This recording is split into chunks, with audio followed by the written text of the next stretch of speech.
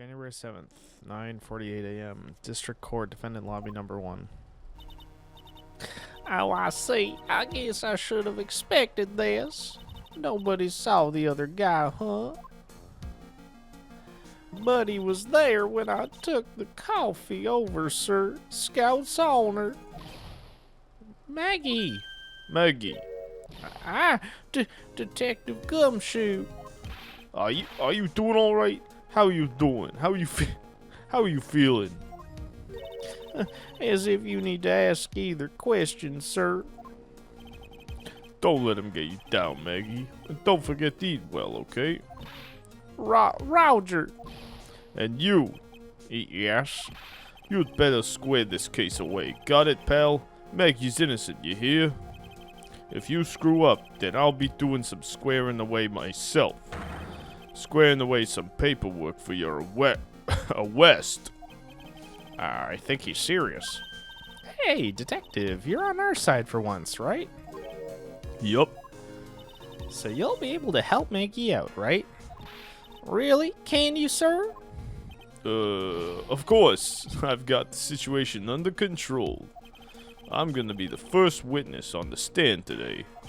If something I say doesn't mesh with the facts, make sure you point it out, alright? Sure. Okay, we're forming a united front today, pal. You get me? I can't tell you how grateful I am, sir. I've always admired you so much, detective. I know I can count on you. Looks like it should all go pretty smoothly today, huh? I can only wish. January 7th, 10 a.m., District Court, Courtroom Number 4.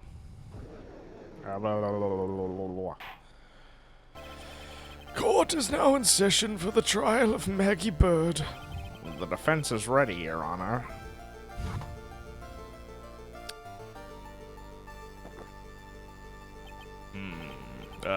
Bitter.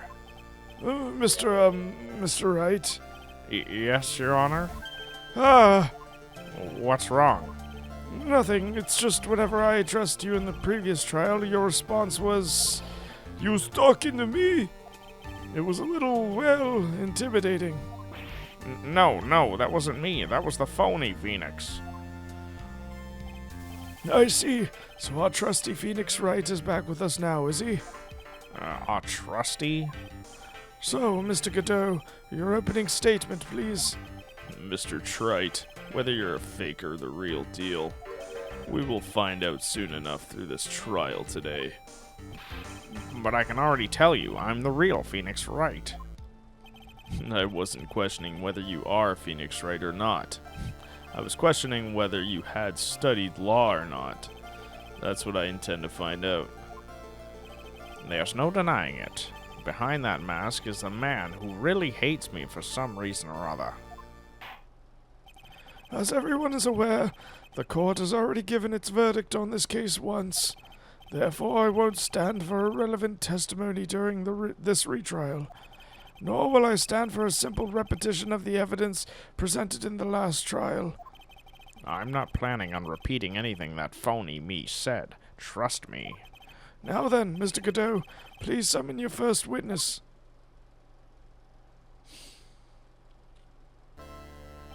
Let's start with the formalities, shall we? Name and occupation. Witness, state your name for the court. Huh? Oh, sorry, sir. The name's Police Department Detective. Occupation, Dick Gumshoe.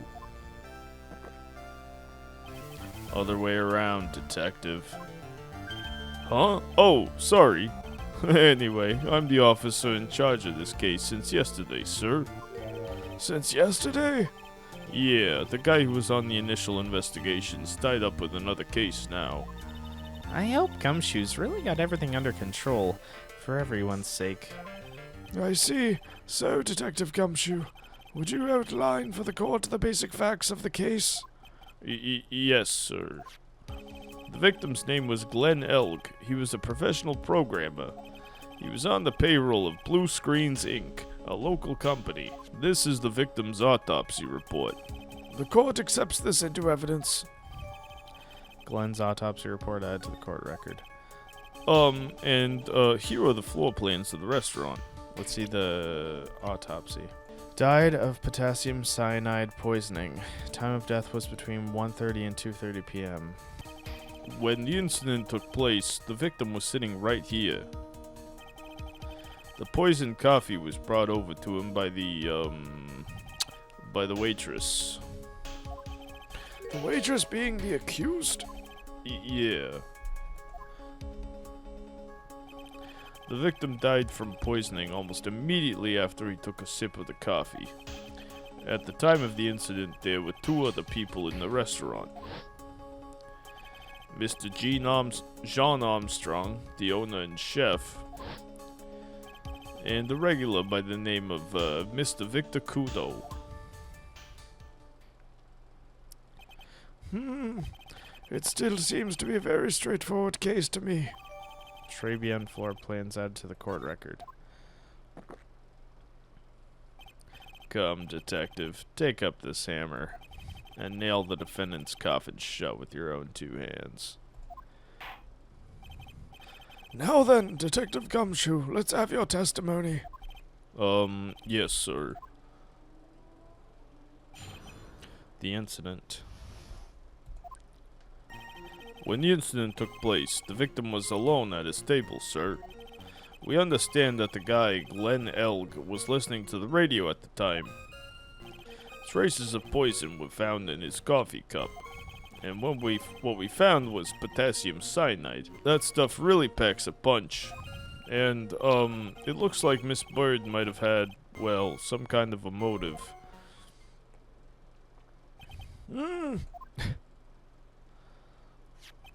Using the dark, aromatic depths of coffee to conceal the poison. Classy lady.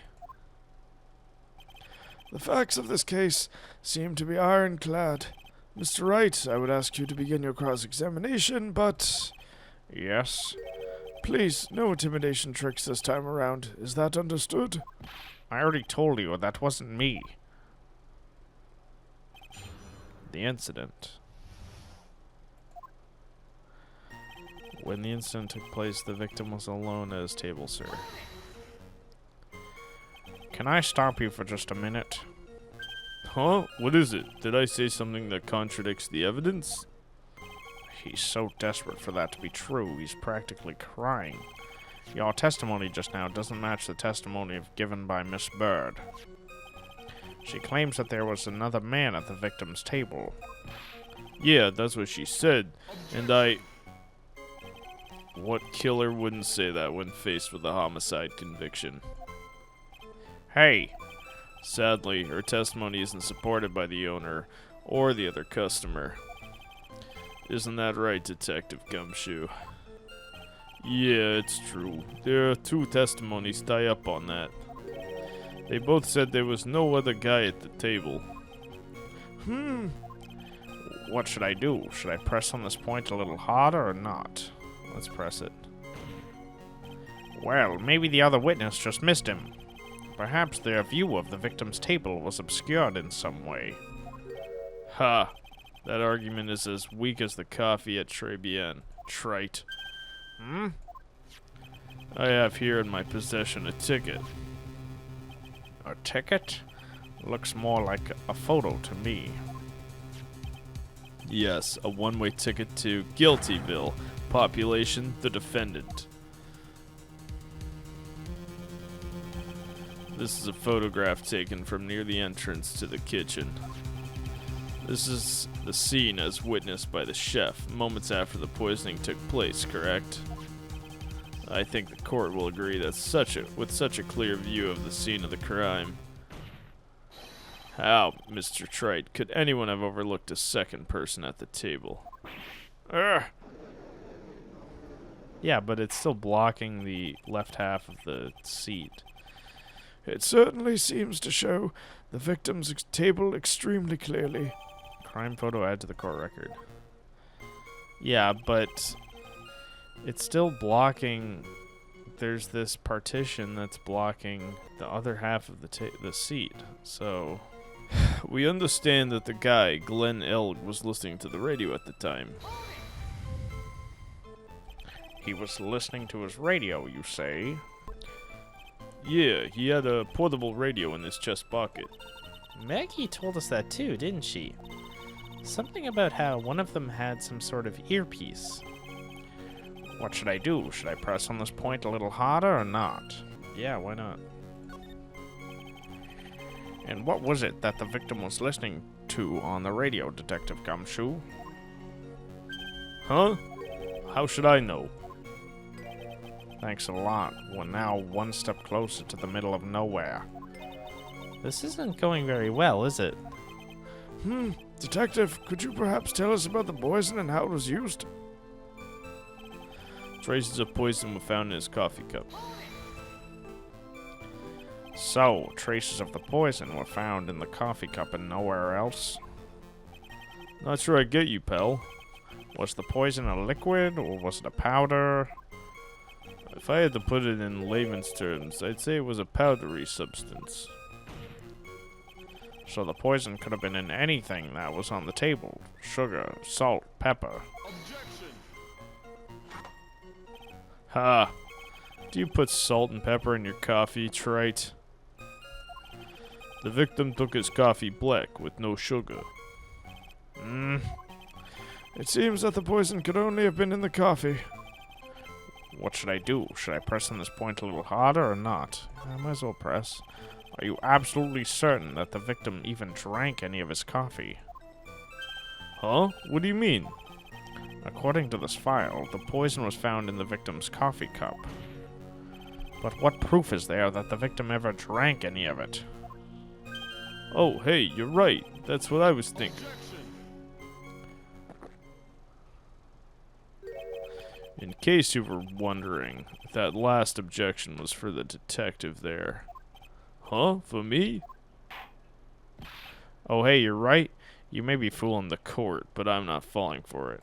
If you have the time to waste, you have the time to present that piece of evidence. That piece, sir? Yes, that piece. What piece was it again?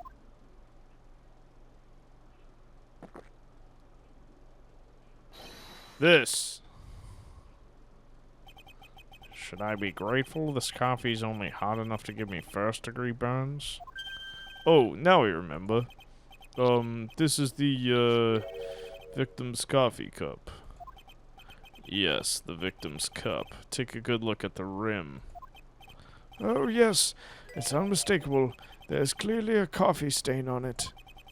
Conclusive proof that the victim did drink the poisoned coffee that was in this cup. The victim gulped down the bitter death that the waitress brought to him. Like this! Oh my god, I've never seen that animation before.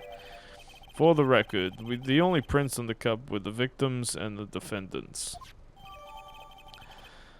Coffee cup added to the court record.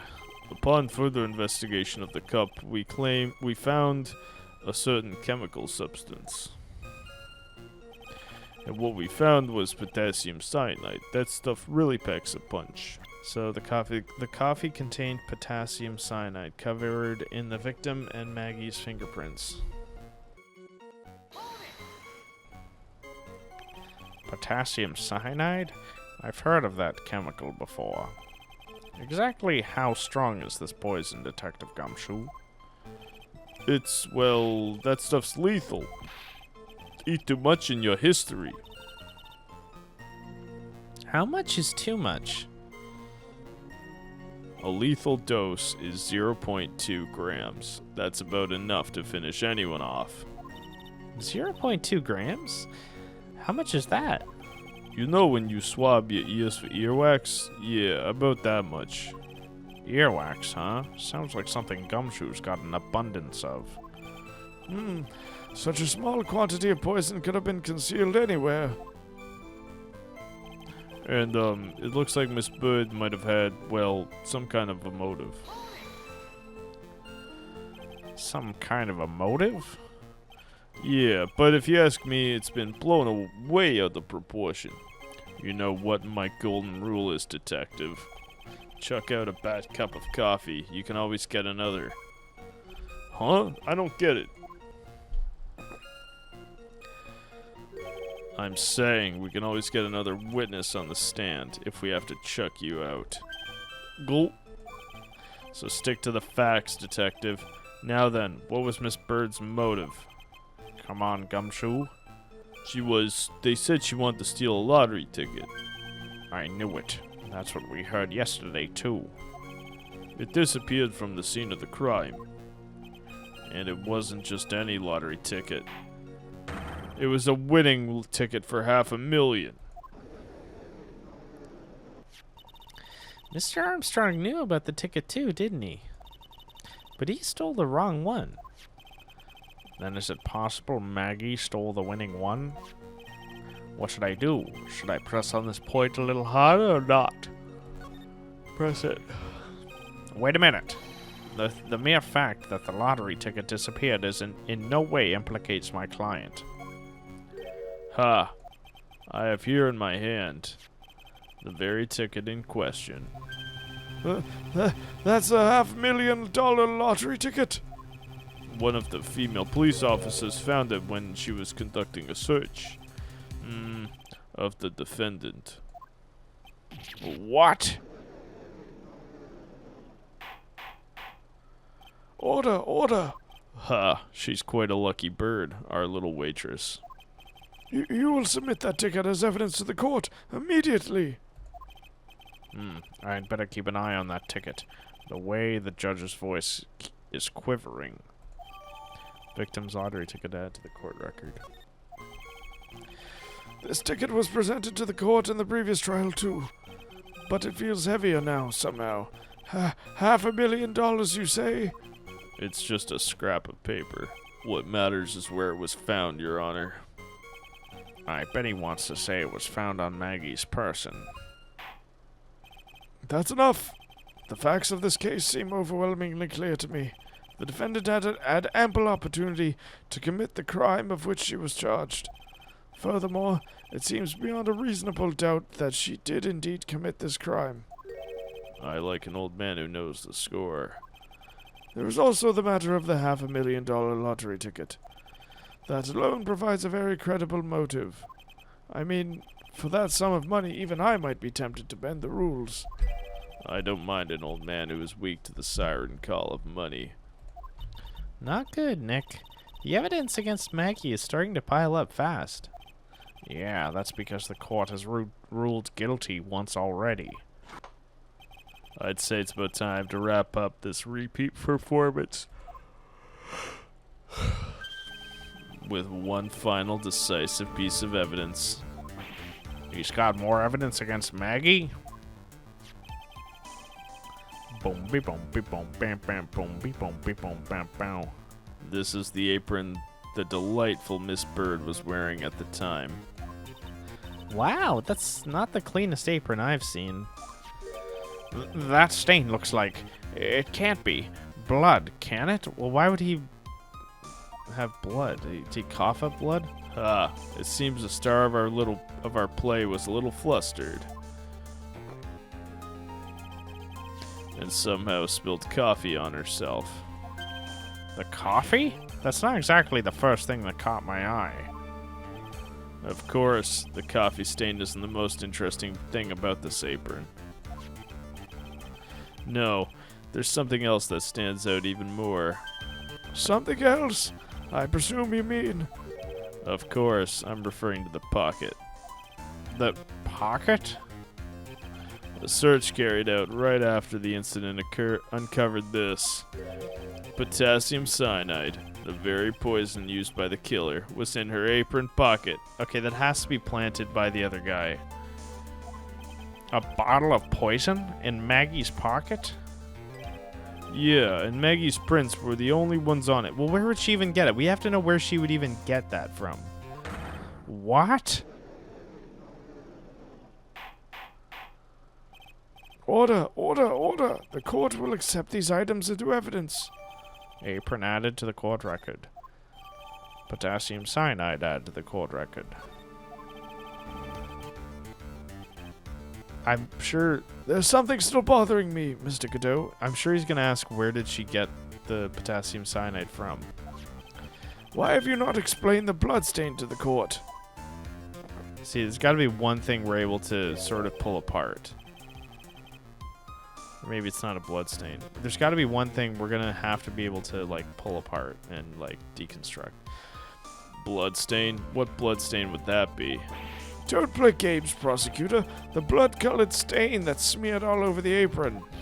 That's ridiculous. No one told me anything about a blood stain. Well, you don't need to be told. Just look at it. Well, Well, detective, could this stain really be blood? No way, sir. That's, it's just ketchup, sir. ketchup? She must have gotten some on her apron while taking someone their breakfast that day. You could have spoken up a little sooner, Detective Gumshoe.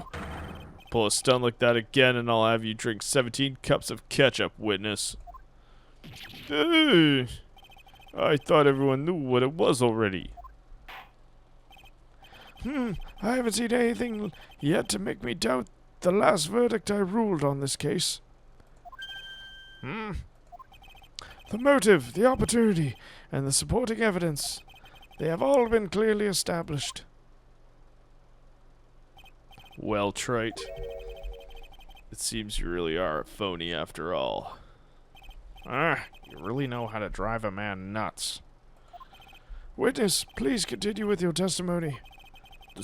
Describe for the court the crime scene and the findings of your investigation there. The investigation.